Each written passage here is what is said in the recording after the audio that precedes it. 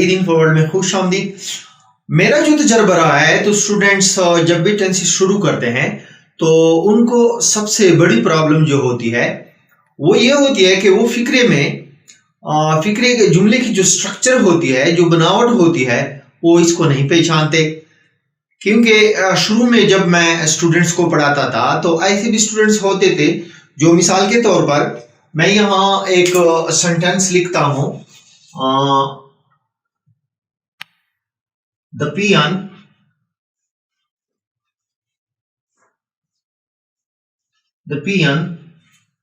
rings the bell. The pian rings the bell. तो इस sentence में वो द को सब्जेक्ट समझते थे। तो इसलिए टेंसेस शुरू करने से पहले कुछ जो है जरूरी चीजें हैं जिसको हम आज डिस्कस करेंगे ताकि आगे जाकर आपको कोई परेशानी ना उठानी पड़े। तो सबसे पहले हम सेंटेंस से शुरू करते हैं। व्हाट इज ए सेंटेंस, यानी एक सेंटेंस जो है वो क्या होता है।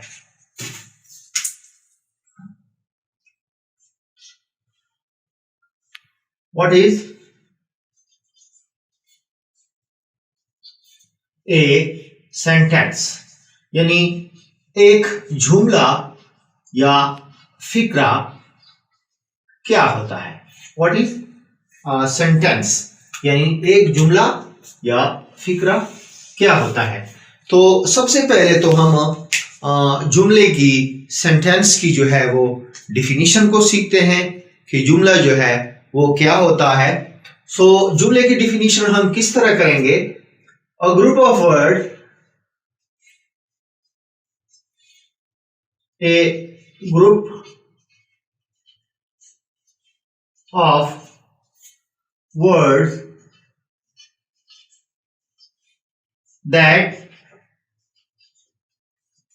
makes a complete sense. A group of words that makes a complete sense. ये क्या हो गई, ये हो गई सेंटेंस की definition. A group of words that makes a complete sense, यानी अल्फाज का ऐसा मजमुआ जो मुकम्मल मफहूम अदा करे, इसको हम कहते हैं sentence. A group of words that makes a complete sense, यानी अल्फाज का ऐसा मजमुआ जो मुकम्मल मफहूम अदा करे, इसको हम कहते हैं सेंटेंस। मिसाल के तौर पर मैं लिखता हूं नंबर 1, दे प्ले क्रिकेट। वो क्रिकेट खेलते हैं, पूरा मफहूम, मतलब ये एक मुकम्मल सेंटेंस है क्योंकि ये हमें जो है मुकम्मल मफहूम देती है कि वो क्रिकेट खेलते हैं, इसके मानी है। दूसरे नंबर पर जो है मैं एक सेंटेंस लिखता हूं, साजिदा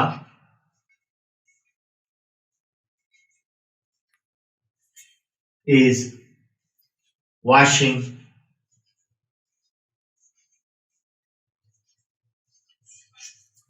क्लोथ्स। साजिदा जो है वो कपड़े धो रही है। तो ये भी एक मुकम्मल फिक्रा है क्योंकि हमने डिफिनीशन में पढ़ा कि अल्फाज, a group of word that makes a complete sense, अल्फाज का ऐसा मजमुआ जो मुकम्मल मफहूम अदा करे, वो फिक्रा कहलाता है। तो यहाँ पे ये दोनों जो है, ये दोनों सेंटेंसेस जो है ये मुकम्मल मफहूम अदा करते हैं, तो इसलिए ये हो गई सेंटेंस। अब आगे चलते हैं और स्ट्रक्चर ऑफ सेंटेंस, यानी जुमले की बनावट या जुमले का जो ढांचा होता है, इसके बारे में पढ़ते हैं। Structure of sentence. स्ट्रक्चर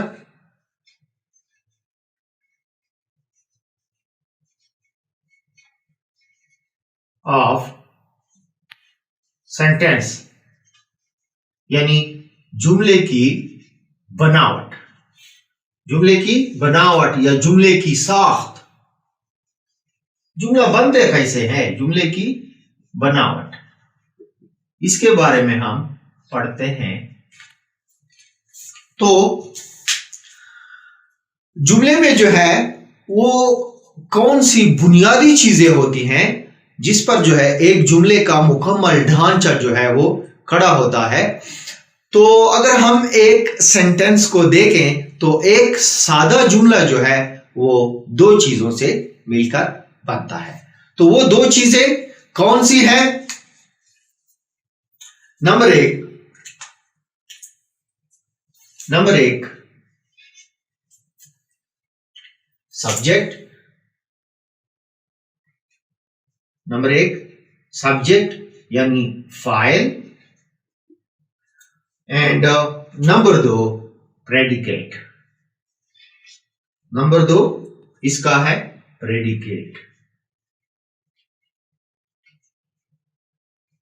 जुमला जो है वो बुनियादी तौर पर दो चीजों से बनता है, एक को हम सब्जेक्ट कहते हैं, दूसरे को हम कहते हैं प्रेडिकेट। तो इससे पहले कि हम सब्जेक्ट को ज्यादा डिटेल के साथ पढ़ेंगे, क्योंकि हमारा आज का टॉपिक है व्हाट इज सब्जेक्ट, सब्जेक्ट क्या है, फाइल क्या है, हमारा असल में टॉपिक यही है। लेकिन डिटेल सब्जेक्ट को डिटेल से पढ़ने से पहले हम जो है थोड़ा बहुत प्रेडिकेट के बारे में जो है वो जानने की कोशिश करते हैं। So what is predicate, predicate क्या होता है, व्हाट इज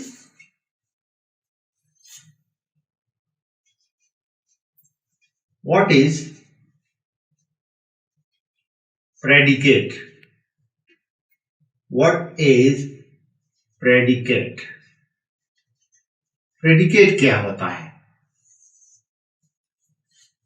यानी एक जुमले में जब हमने कहा कि हम जुमले को जो है स्ट्रक्चर के लिहाज से दो हिस्सों में तकसीम करते हैं, पहले हिस्से को हम सब्जेक्ट, दूसरे को हम कहते हैं प्रेडिकेट। तो what is predicate? Detail about subject is called predicate, यानी सब्जेक्ट के मुतालिक detail about subject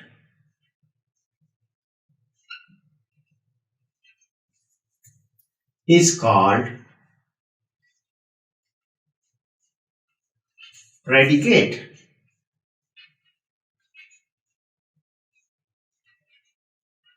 detail about subject यानी फाइल के बारे में प्रेडिकेट जो है वो क्या करता है, फाइल के बारे में हमें डिटेल से पढ़ाता है। यानी फाइल जो है क्या काम करता है, फाइल क्या है, इसके बारे में हमें जो मालूमात हासिल होती हैं वो किससे हासिल होती हैं? प्रेडिकेट से हासिल होती हैं। मिसाल के तौर पर ऊपर जो हमने दो सेंटेंसेस लिखे हैं और देखें, ये हो गया तुम्हारा सब्जेक्ट और ये हो गया तुम्हारा प्रेडिकेट, ये हो गया प्रेडिकेट, ये हो गया दे हो गया हमारे पास सब्जेक्ट, और प्ले क्रिकेट जो है वो प्रेडिकेट हो गया। इस तरह यहां पे हमारे साथ सब्जेक्ट है साजिदा और इज वॉशिंग क्लोथिस जो है ना, ये इसका हो गया प्रेडिकेट। ठीक है, यानी जुमला जो है वो बुनियादी तौर पर दो चीजों से बनता है, एक को हम कहते हैं सब्जेक्ट और एक को हम कहते हैं प्रेडिकेट। सो प्रेडिकेट क्या होता है? डिटेल अबाउट सब्जेक्ट के बारे में जो हमें डिटेल देता है वो हम इसको प्रेडिकेट कहते हैं। अच्छा, अब हम जो है वो अपनी टॉपिक की तरफ आते हैं, दैट व्हाट इज सब्जेक्ट, कि सब्जेक्ट क्या होता है। हाँ, what is subject, what is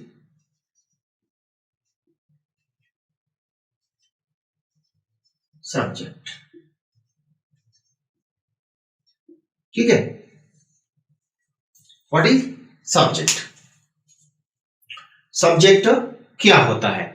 तो सब्जेक्ट जो है ये दो चीजों से मिलकर, दो वर्ड से मिलकर बना है सब्जेक्ट। तो सब का मतलब है, सबका मतलब है somebody, सबका मतलब है सब, इसका मतलब है somebody।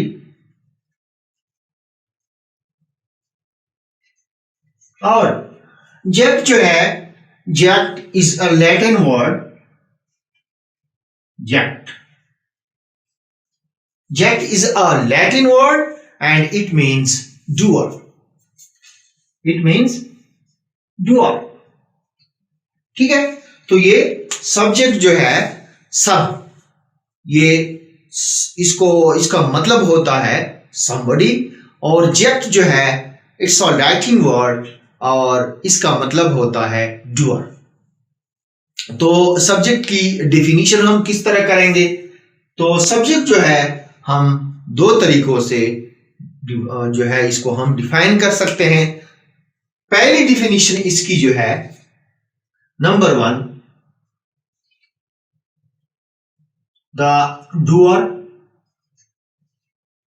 the doer of an action, the doer of an action, यानी फाइल जो है वो काम करने वाला,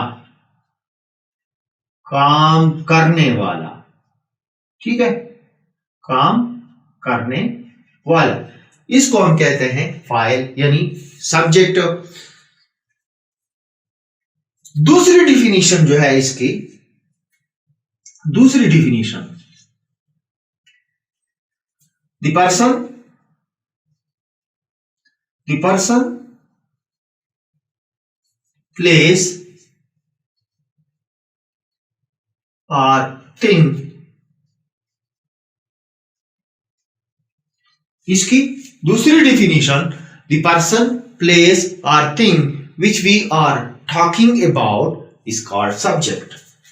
The person, place or thing which we are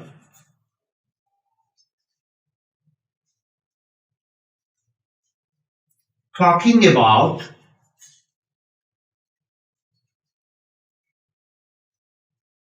is called subject.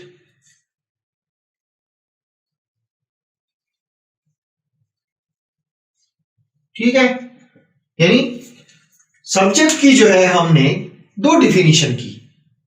पहला definition, the doer of an action, काम करने वाला। दूसरा डिफिनीशन, द पर्सन प्लेस और thing which we are talking about is called subject. यानी जुमले में या तो काम करने वाला या जुमले में जिस शख्स, जगह या चीज के बारे में हम बात कर रहे हैं वो सब्जेक्ट कहलाता है। फिर गौर से सुने, सब्जेक्ट की हमने, फाइल की हमने दो डिफिनीशन की। एक, the doer of an action यानी जुमले में काम करने वाला। दूसरा, द पर्सन प्लेस यानी शख्स, जगह और थिंग या चीज which we are talking about, जिसके बारे में हम बात कर रहे हैं, वो हमारा फाइल कहलाता है, वो हमारा सब्जेक्ट कहलाता है। मिसाल के तौर पर हम कहते हैं, मैं, वी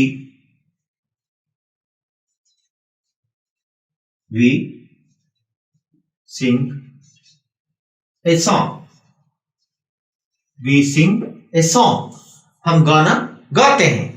तो इस फिक्र में आप देखें, इसमें एक्शन हो रहा है। कौन सा एक्शन हो रहा है? सिंग, ये एक्शन हो रहा है। तो यहां पे जो है हमारा सब्जेक्ट जो है वी है, वी हमारा सब्जेक्ट है और बाकी जो है प्रेडिकेट। लेकिन याद रखें, प्रेडिकेट जो है उसमें एक वर्ब शामिल होता है और एक ऑब्जेक्ट होता है। यानी प्रेडिकेट जो है इसमें ये दो चीजें भी होती हैं। इसका हिस्सा, प्रेडिकेट का हिस्सा होते हैं वर्ब और ऑब्जेक्ट। तो इस फिक्रे में सिंग जो है वो हमारा वर्ब है, ए सॉन्ग ये हमारा हो गया ऑब्जेक्ट। सो यहां पे भी क्या है, काम करने वाला है, हम गाना गाते हैं, यानी गाना गाने वाले कौन है? हम। तो इसलिए हम काम कर रहे हैं, हम गाना गा रहे हैं, तो हम क्या है? सब्जेक्ट हो गया। इसी तरह हमारे पास दूसरी सेंटेंस जो है, आई हेल्प्ड, आई हेल्प्ड हिम, आई हेल्प्ड हिम, मैंने उसकी मदद की। तो यहां पे अगर आप देखें, यहां पे एक्शन करने वाला मैं हूं। मैं क्या कर रहा हूं? मैं मदद कर रहा हूं उसकी। तो ये मदद करना, हेल्प, हेल्प वर्ब है, ये तुम्हारा हो गया वर्ब, और ये तुम्हारा हो गया ऑब्जेक्ट। आई हेल्प हिम, यानी मैंने उसकी मदद की। तो जो है इस फिक्रे में हेल्प्ड जो है वो वर्ब हो गया, आई सब्जेक्ट हो गया। मैंने मदद की है, मैं काम करने वाला हूं, तो इसलिए। तो इसी तरह एक और सेंटेंस है, मैं लिखता हूं, Shahid, Shahid gets up early, early in the morning, in the morning, Shahid gets up early in the morning, यानी शाहिद सुबह सवेरे उठता है। तो मुझे उम्मीद है कि आपको इसमें जो है, अब आप इसके बारे में बता सकते हैं कि इसमें हमारा फाइल कौन है। तो इसमें हमारा फाइल जो है वो शाहिद है, क्योंकि गेट अप जो है हमारा वो हो गया वर्ब, और ये हो गया ऑब्जेक्ट, यानी गेट अप उठता है, एक एक्शन करता है उठने का। तो इसलिए जो है शाहिद जो है वो हमारा हो गया सब्जेक्ट, और गेट अप वर्ब, और बाकी जो है वो हमारे पास हो गया ऑब्जेक्ट। तो सब्जेक्ट जो है, subject is normally at the beginning of the sentence. Subject अमूमन जो है वो फिक्रे के शुरू में आता है। आप देखें यहां पे वी सब्जेक्ट हो गया, आई सब्जेक्ट हो गया, शायद सब्जेक्ट हो गया। हाँ, और सब्जेक्ट जो है वो अमूमन या नाउन होता है या प्रोनाउन होता है, यानी सब्जेक्ट या नाउन होता है। इस तरह यहां पे आप देखें, वी क्या है? वी प्रोनाउन है। आई क्या है? प्रोनाउन है। शाहिद क्या है? नाउन है। तो ये बात याद रखें कि सब्जेक्ट जो है वो अमूमन, यानी normally, it is at the beginning of the sentence, यानी ये फिक्रे के शुरू में आता है, और ये नाउन भी हो सकता है और ये प्रोनाउन भी हो सकता है। तो सब्जेक्ट की हमने दो डिफिनीशन की। पहले डिफिनीशन में हमने पढ़ा कि ये क्या होगा? डूअर ऑफ एन एक्शन होगा। यहां पे हमने पहली डिफिनीशन, काम करने वाला होगा, क्या होगा? डूअर ऑफ एन एक्शन होगा। ये हमारी हो गई पहली डिफिनीशन। फिर हमने दूसरी डिफिनीशन की कि द पर्सन, प्लेस और thing which we are talking about, कि वो शख्स, जगह या चीज जिसके बारे में हम बात कर रहे हैं। तो किस तरह हम जो है इसकी एक्सप्लेन करेंगे, इस चीज को हम, इन दो डिफिनीशन को कैसे हम एक्सप्लेन करेंगे। तो देखें, हमने सब्जेक्ट की यानी फाइल की दो डिफिनीशन कर ली। नंबर वन, the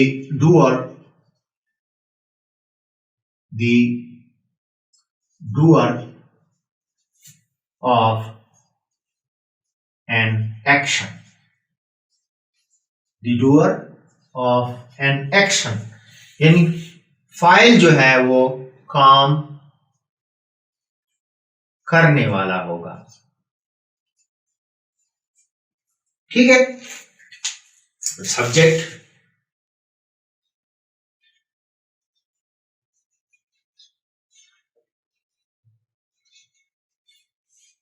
ठीक है। और नंबर 2 पे हमने कहा द पर्सन प्लेस और थिंग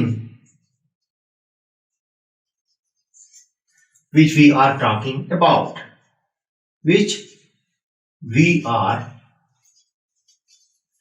talking about,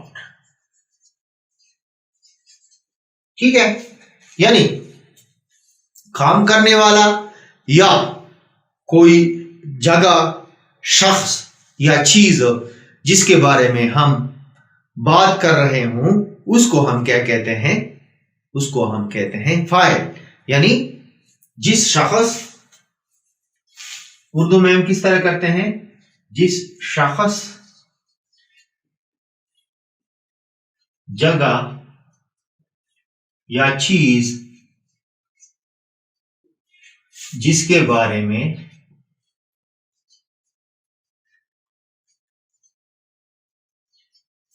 हम बात कर रहे हूं, वो हमारा फाइल कहलाता है या सब्जेक्ट कहलाता है। किस तरह? अभी पहले डिफिनीशन के लिहाज से मैं आपको जो है, इसके लिहाज से मैं आपको मिसाल देता हूं। Salma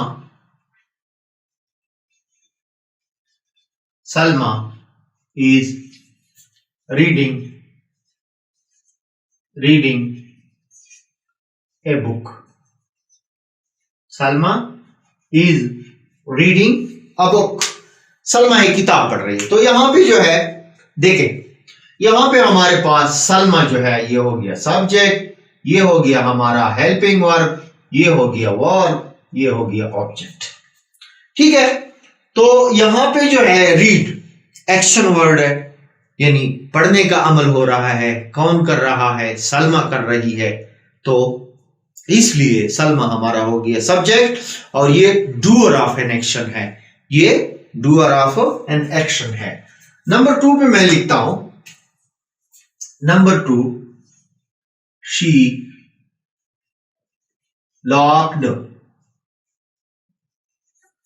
the door. उसने दरवाजा बंद किया। उसने दरवाजा बंद किया। शी हमारे पास सब्जेक्ट हो गया। लॉक जो है ये वर्ब हो गया। ये हमारे पास आ गया ऑब्जेक्ट। तो ये भी एक्शन वर्ड। लॉक क्या है? उसने दरवाजा बंद किया, काम किया है, अमल किया है, फेल किया है। तो इस वजह से जो है वो एक्शन वर्ड है। तो ये हमारा डूअर ऑफ एन एक्शन हो गया। अभी जो हम दूसरे डिफिनीशन की तरफ आते हैं, हम कहते हैं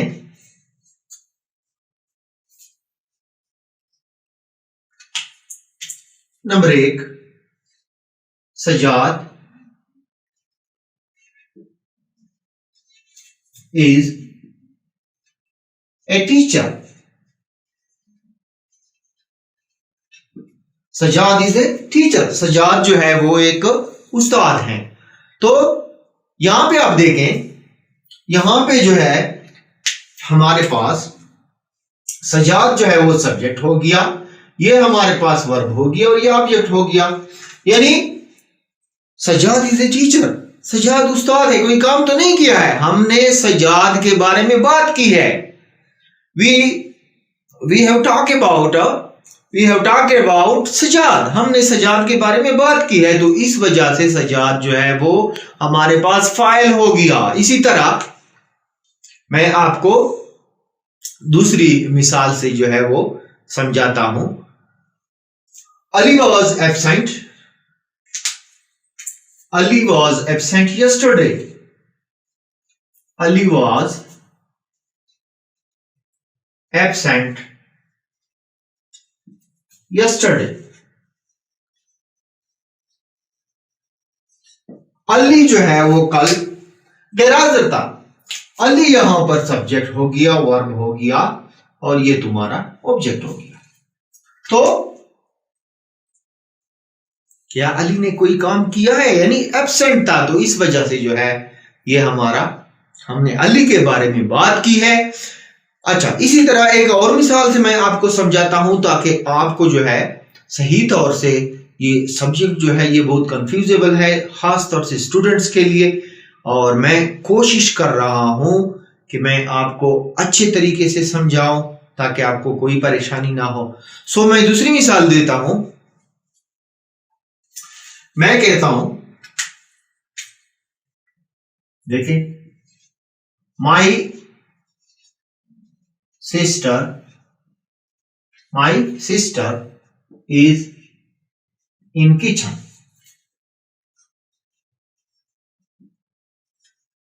मेरी सिस्टर जो है, मेरी बहन जो है, वो कहां है?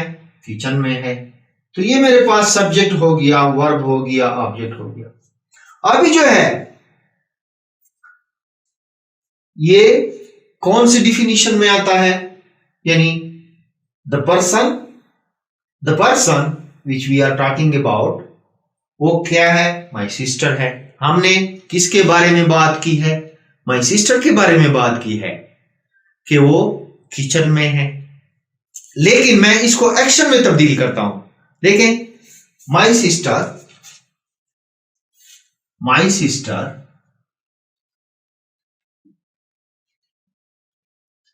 is cooking food in kitchen। अब ये किस चीज में तब्दील हो गई है? देखें, माई सिस्टर तो वही सब्जेक्ट हो गया, लेकिन डूअर ऑफ एन एक्शन हो गया, क्योंकि वो क्या कर रही है? वर्ब कौन सा? डूअर, काम करने वाला, क्योंकि वो खाना पका रही है। तो जब खाना पका रही है तो वो कोई काम कर रही है, तो इस वजह से ये हो गया डूअर ऑफ एन एक्शन। और यहां पे my sister is in kitchen, हमने क्या किया है? We have talked about my sister. So यहां पे काम नहीं हुआ है, लेकिन हमारा जो है माई सिस्टर जो है वो सब्जेक्ट है, और यहां पे काम हुआ है तो भी माई सिस्टर सब्जेक्ट है। लेकिन इन दो डेफिनेशंस में जो हमने यहां पे की है कि the doer of an action, काम करने वाला, या द पर्सन, प्लेस और thing which we are talking about is called जो है सब्जेक्ट। तो यहाँ पे जो है ये डूअर ऑफ एन एक्शन है, और यहाँ पे जो है हमने बात की है। इसी तरह यहाँ पे Sajad is a teacher, Sajad एक उस्ताद है, हमने सजाद के बारे में बात की है। मुझे उम्मीद है कि अब आप सब्जेक्ट के बारे में जान गए होंगे, लेकिन मैंने कहा कि सब्जेक्ट अमूमन फिक्रे के शुरू में आता है, और ये नाउन भी हो सकता है और प्रोनाउन भी हो सकता है। लेकिन तो इसका ये हरगिज मतलब नहीं है कि सब्जेक्ट जो है वो हमेशा एक वर्ड पर मुश्तमिल होगा, क्योंकि बहुत सारे ऐसे भी लड़के होते हैं, जिस तरह मैंने आपको पहले एग्जांपल दी कि वो एक स्टूडेंट धा को जो है वो सब्जेक्ट समझता था। तो सब्जेक्ट जो है वो एक वर्ड पर मुश्तमिल हो सकता है, जैसा कि प्रोनाउन के केस में आई, वी, यू, दे, और जो है वो ही, शी, इट वगैरह, जो कि हमेशा सब्जेक्ट के तौर पर आते हैं। और सब्जेक्ट जो है एक से ज्यादा वर्ड्स पर भी मुश्तमिल हो सकता है। कैसे? मतलब मैं आपको मिसालों से समझाता हूं। एक मिसाल है,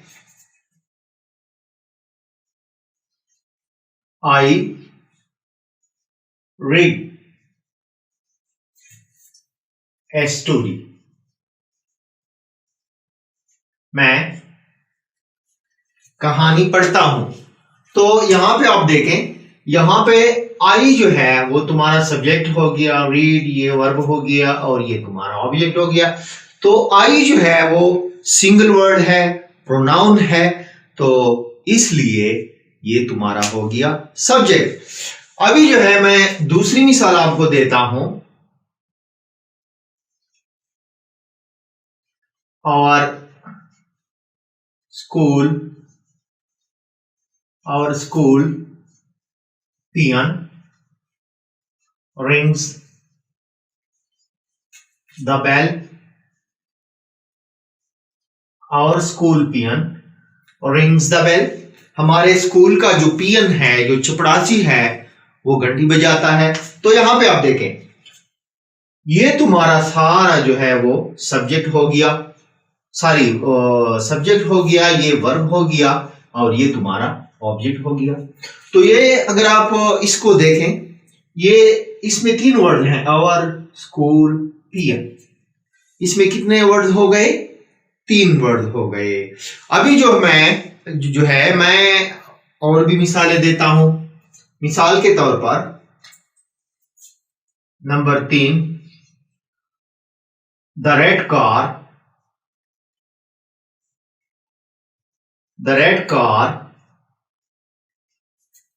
वन द रेस, सुर्ख मोटर कार ने रेस को जीता। The red car won the race, सुर्ख मोटर कार ने रेस को जीता। यहां पे तुम्हारा सब्जेक्ट ये हो गया, तुम्हारा सब्जेक्ट, वर्ब एंड ऑब्जेक्ट। सो यहां पर भी वही केस है कि तुम्हारा सब्जेक्ट जो है वो 3 वर्ड्स पर मुश्तमिल है। अभी जो है 3 से मैंने कहा कि 2 पर, 3 पर सब्जेक्ट हो सकता है, 4 वर्ड्स पर भी मुश्तमिल हो सकता है, और 5 पर भी मुश्तमिल हो सकता है। मैं 5 की एग्जांपल आपको देता हूं, जैसा कि आप देखें, the students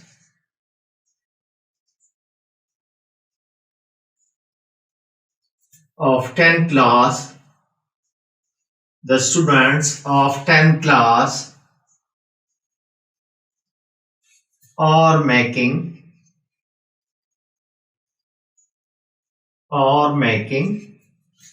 much noise, much noise।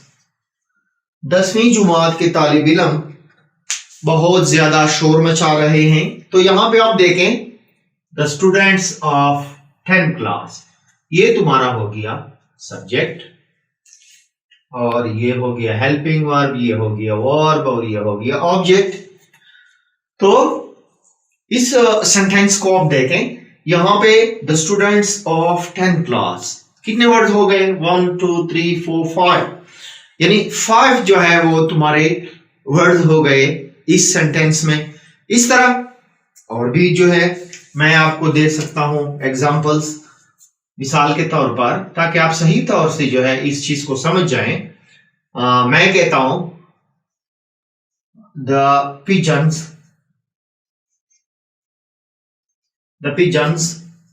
of my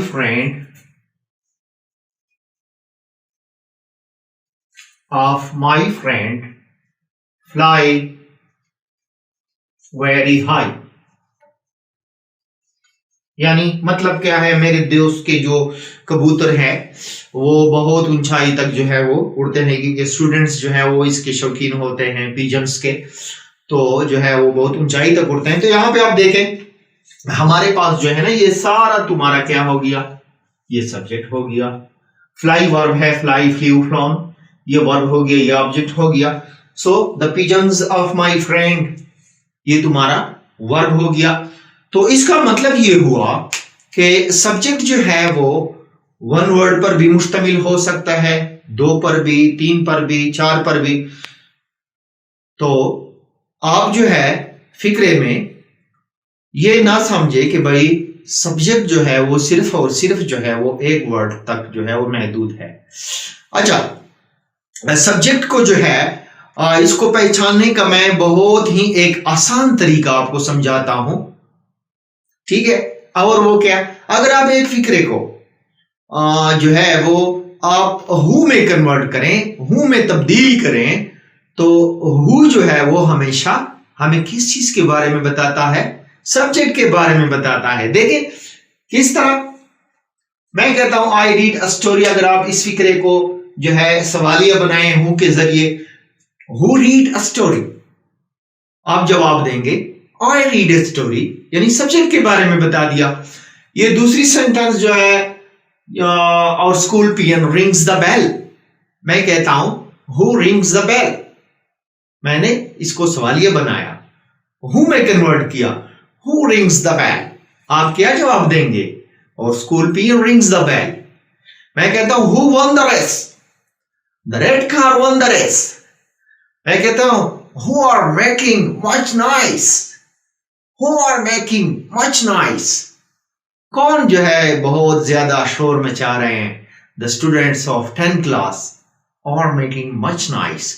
सो मुझे उम्मीद है ये वीडियो थोड़ी लंबी हो रही है, तो मुझे उम्मीद है कि आप सब्जेक्ट को जो है वो सही तरीके से समझ चुके होंगे।